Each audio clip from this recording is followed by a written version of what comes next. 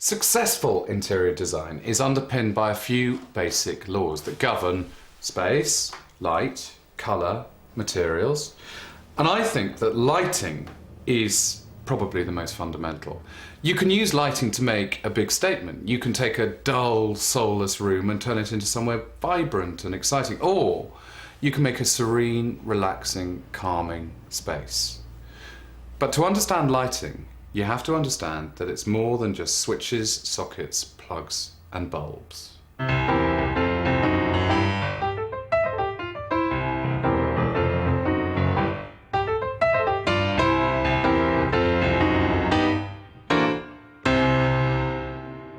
This program is about how to use light.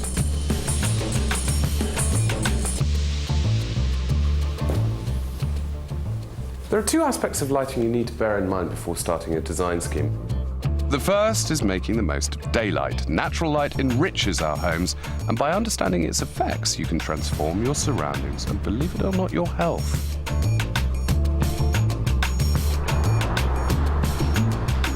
And believe me, light is good for us.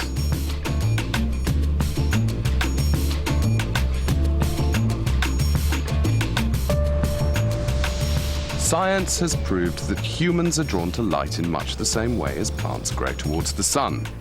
A sort of human phototropism, which is a very good word. The second aspect of lighting is the plug-in kind. A really dramatic lighting scheme can transform your room in an instant from light and functional to atmospheric and moody. We are applying the rules of design to the kind of houses that most people in Britain actually live in. So, in our laboratory studio, which is built to the exact dimensions of the average British living room, I'm going to show you how light affects our perception of colour and texture, and how all designers use the same layering system to light any space. Understanding lighting isn't actually as difficult as many people would like you to think. Okay, so where do you start? Before you start spending money in a place like this, you have to understand a few things about your house. And first of all, you have to get your head around daylight. Light is much more than something that simply lets you see. It affects the way we feel and directly influences our moods.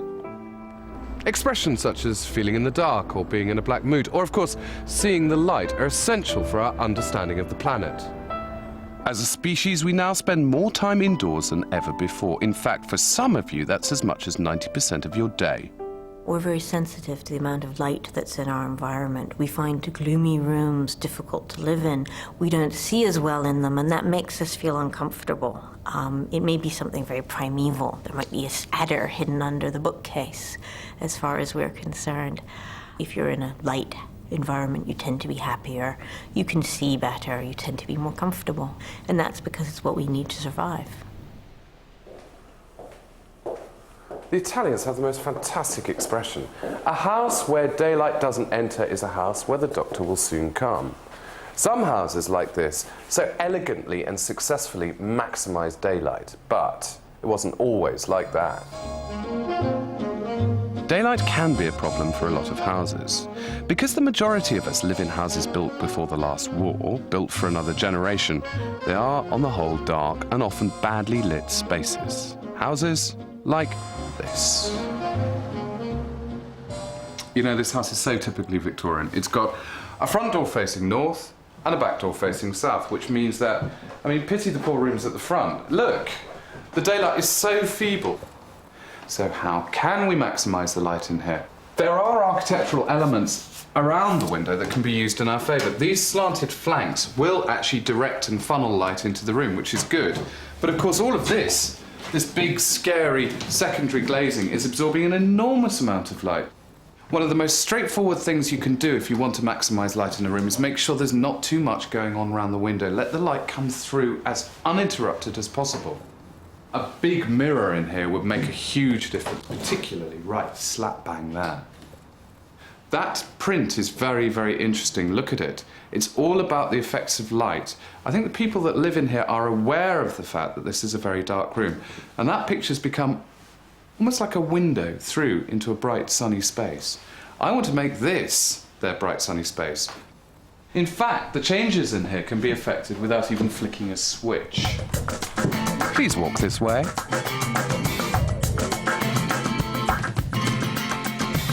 Here in the modern extension, there are these large roof lights which are creating very intense puddles of sunlight in the middle of the floor, whilst the corners are going almost black in shadow. So, opposite problems. Arctic at the front, Caribbean at the back. Here, I've got to redistribute the light and balance it. At the front, I've got to try and find more light from somewhere.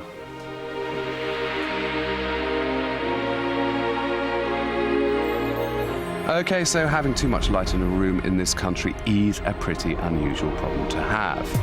The question I'm so most frequently asked is how can daylight be accentuated? The British weather is so much to answer for. Ain't no sunshine when she's gone. If we relied solely on the sun's rays in Britain for illumination, we'd actually spend rather a lot of time in the dark, because most British light is ambient, filtering through overcast skies, which either sneaks through a window directly or gets bounced or reflected off a building, or tarmac, or grass. So that means that what's going on outside the room has a huge impact on the quality of light inside the room. Obviously, the sun's rays change throughout the year, and really clever, swatty clever designers build that into a design scheme to account for seasonal variation.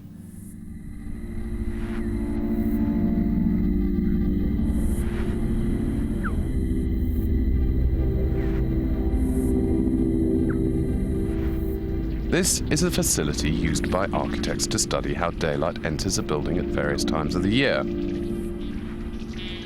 It's essential to remember that light is a very powerful tool. Interior designers and architects often refer to light as the animator of space.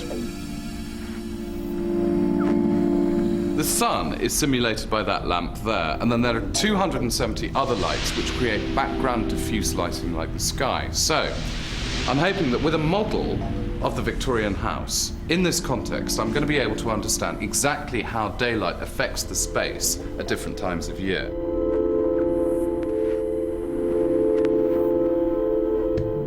As a rule of thumb, a roof light will let in twice as much light as a window of the same size.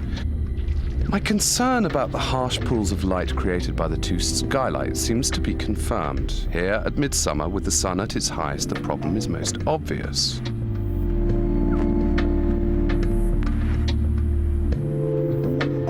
Yet, interestingly, even during midwinter, there is too much contrast between the areas of direct sunlight and the darker corners of the kitchen.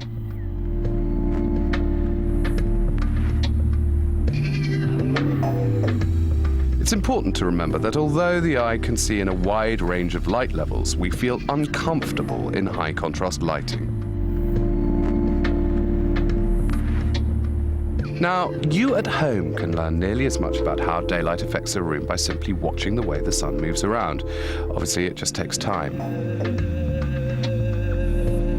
It's worth bearing in mind that the quality and colour of daylight varies according to where you live. British light is typically grey, quite different from, say, Southern Europe. The best place to compare British light with other parts of the world is in an art gallery.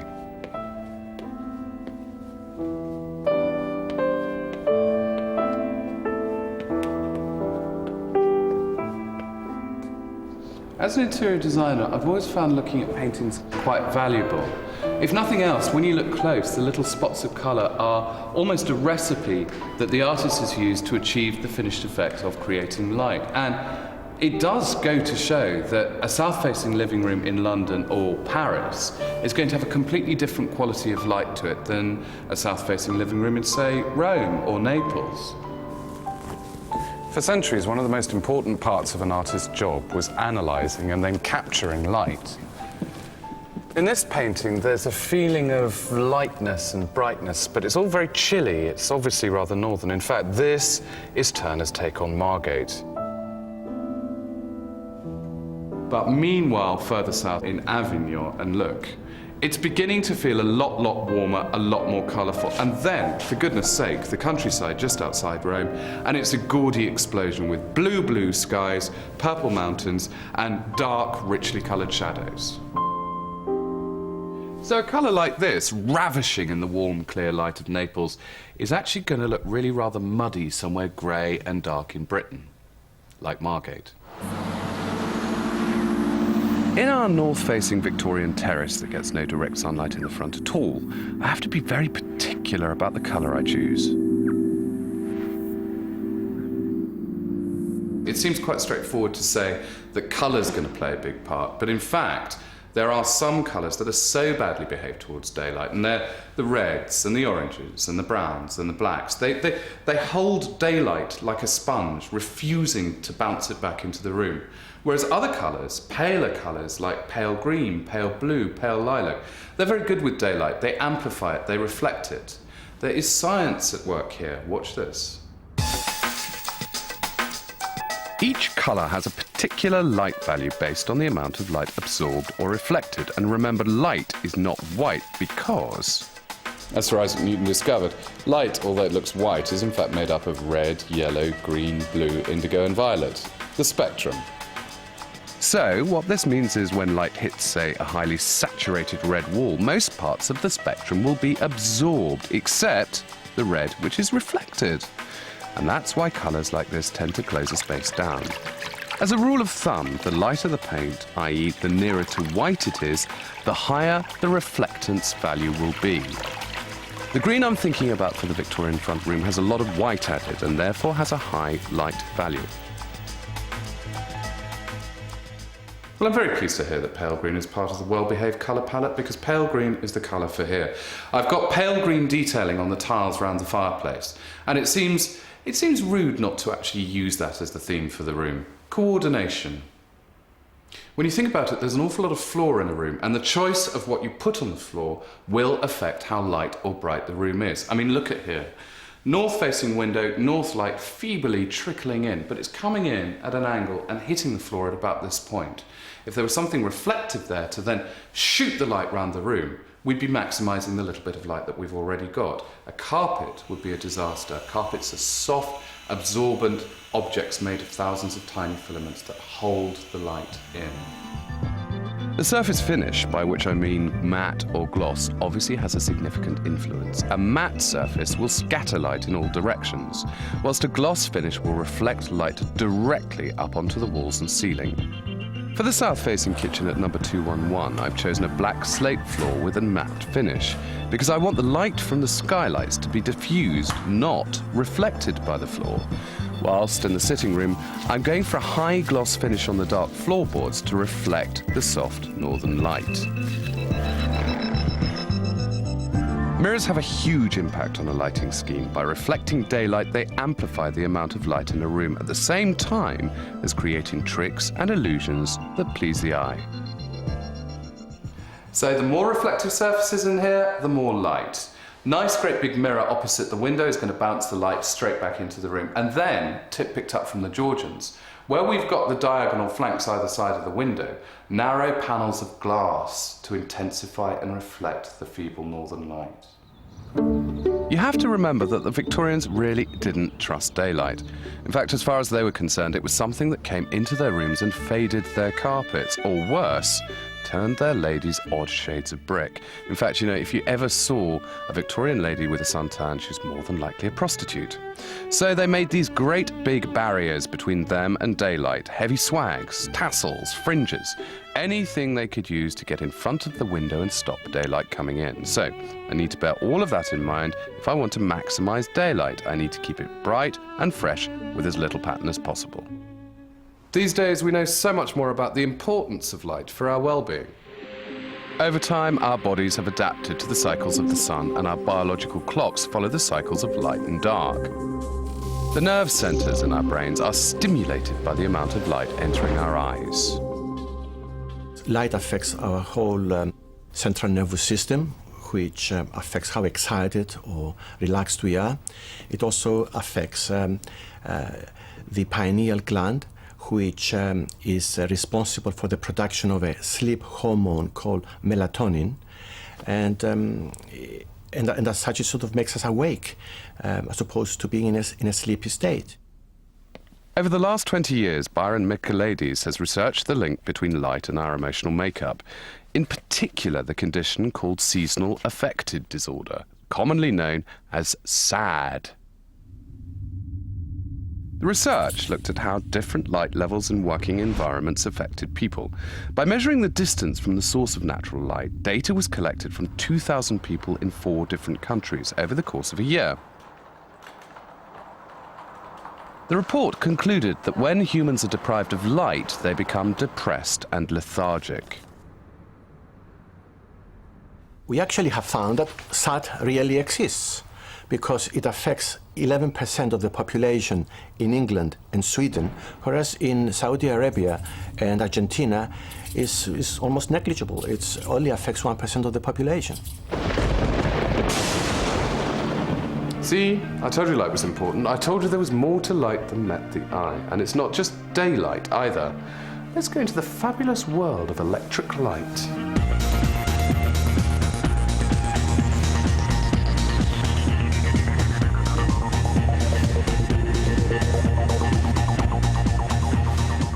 There's a secret to lighting, and that is to go that much further than just the ability to turn on a switch and banish dark. What you have to realise is that you're never going to be able to light a room as efficiently as the sun does. So, just think of it in different terms. Think about it creating an atmosphere. Think about it being quite clever. This is a very, very slinky, smoochy space to be in at night. And why? It's because there are so many different sorts of light. Dramatic light, uplighting the pilasters. Background, smoochy, subtle light, like the table lamps. This is a fantastic idea. So simple to do. A socket in the middle of the floor so that there's a lamp in the middle of the space. It's almost like having a candle that you can turn on and off. And then other elements, like the dramatic uplighting of the bureau so that you see all of the detail. Lighting has come so far since our parents' day. That's much better. Switch it off again so we can see the difference. See, with one light, there's only half the available space.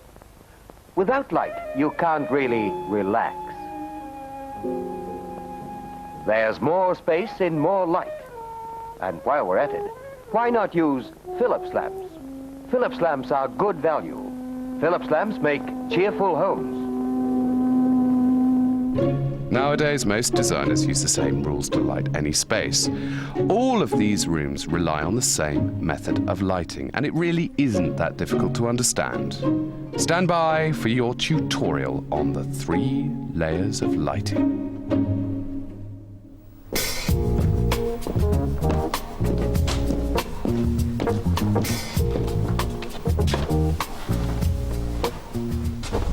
The first layer is general light, and most people would recognize this as a general light.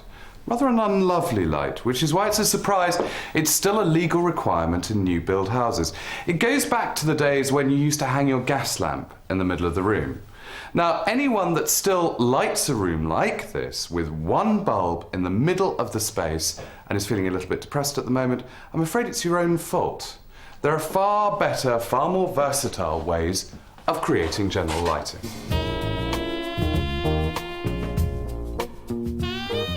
This is a much better idea. Rather than one intense light source right in the middle of the room casting very, very sharp, hard shadows, there are 4 light points that diffuse the light and dissipate the shadows. Plus, it's directional, so I can illuminate the corners, and also, if there's something in the room you want to make a big fuss of, such as a picture or a mirror or a piece of furniture, or even a bust of Shakespeare, then look, it's spotlit in a very eye-catching theatrical way. But it's layer 2 where things really get interesting.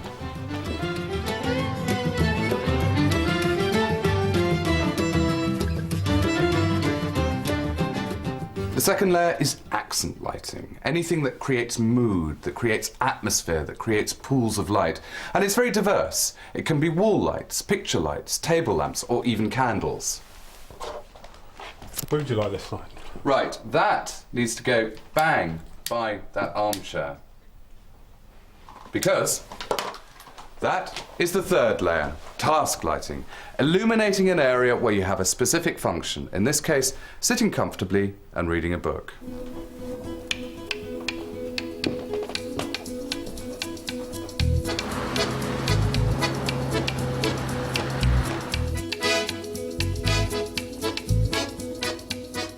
Okay, so how do you apply these rules to a real space? The first thing you have to do is decide where you want your lights. Each layer will need to be controlled individually. If you don't, your room might end up looking like, well, the Blackpool Illuminations.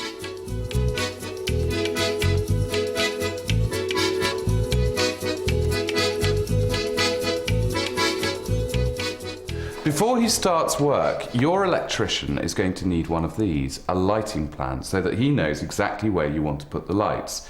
It looks scary, but actually it isn't really. Providing you bear in mind the 3 layers of lighting.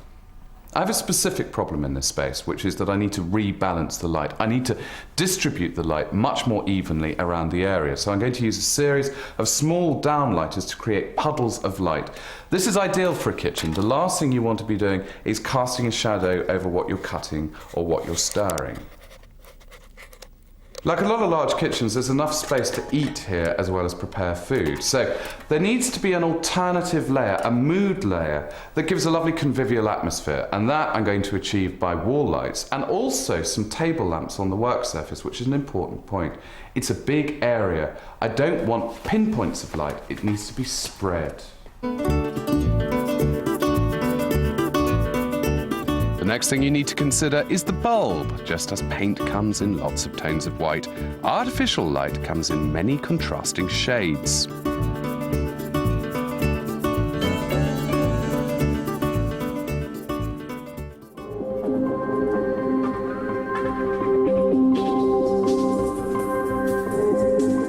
A standard light bulb emits a much warmer light than, say, a fluorescent or compact fluorescent lamp. Scientists measure the wavelengths of colour from a light source on a scale known as nanometers. Natural daylight contains a wide range of wavelengths between about 300 and 700 nanometers. Other kinds of lighting have different kinds of wavelengths. One of the most extreme forms of lighting is low sodium lighting. That's the sort of lighting you see in warehouses and in car parks. And low sodium lighting only has a very narrow range of wavelengths, about 10 nanometers. One of the curious side effects of this is that if you're in a large car park where you don't have any other source of light, it may be very hard to find your car.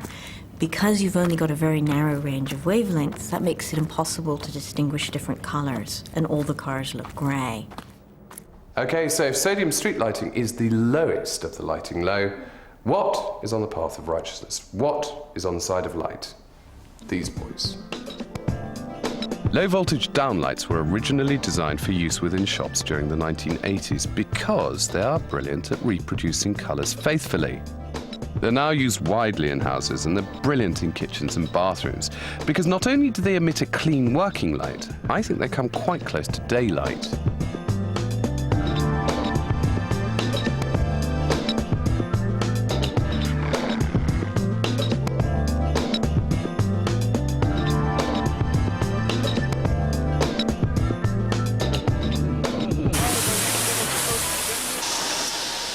There are over 2,000 different types of bulb manufactured for the home, yet the majority of us use this, the standard light bulb. Millions of these were sold in the UK last year, so why are we so attached to a bulb that remains virtually unchanged from the original design of 100 years ago? In the UK, consumers buy about 50 million ordinary light bulbs every year. They buy these light bulbs because they like the light effect it gives. They give a warm light effect. And that's what we prefer in this particular part of the world. Interestingly, there are other parts of the world where that's not true. So, for instance, Hong Kong. The climate there is much warmer, it's much more humid, and when the consumer that lives in Hong Kong goes into their home, they go in to cool down. If they're lucky enough, they have air conditioning, but they will also have much cooler light sources, and we would describe those as blue in this country, so they wouldn't be appropriate for us, but in Hong Kong, where I want to cool down when I go indoors, it's perfect for me. Increasingly, lighting companies understand how different light sources can be used to influence our mood. This lighting lab has been set up to teach architects and designers how to light commercial spaces. They know that a supermarket lit like this will create a very different effect from one lit like this. A combination of different coloured light sources are used for different products. Over the vegetables and bakery, directional spotlights fitted with warm bulbs are used to enhance the colour and the textures and entice us to linger and to buy. You make it warmer, make it more inviting, and perhaps even prices can be a little bit higher. Believe it or not, these rules are relevant at home. I mean, look at this downlighter. That's selling me champagne. Can I open it? No. Oh, go on. Absolutely not.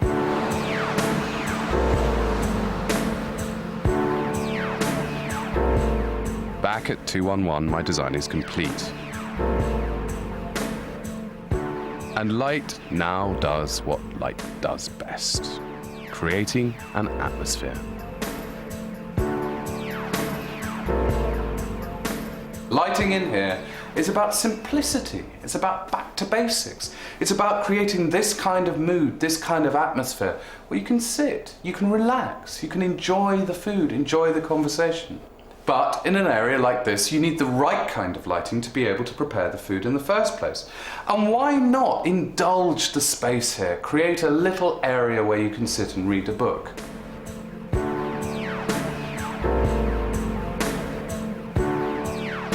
Of course, one of the big problems with this space was the contrast between the harsh daylight coming in and the dark shadows. So Venetian blinds down at the French doors solve part of the problem. Whilst these plants will eventually grow across the wires to create an Amazonian tree canopy that will filter out the daylight. And just think, what good exercise it'll be climbing up to water them.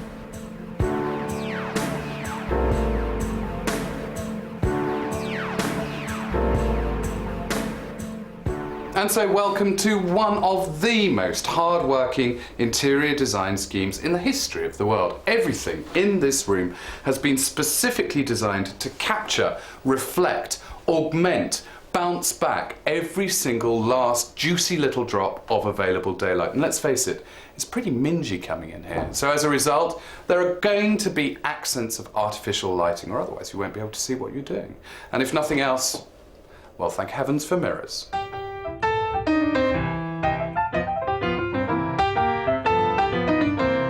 To find out how to totally transform your home using lighting, log on to the Design Rules website, www.bbc.co.uk/homes.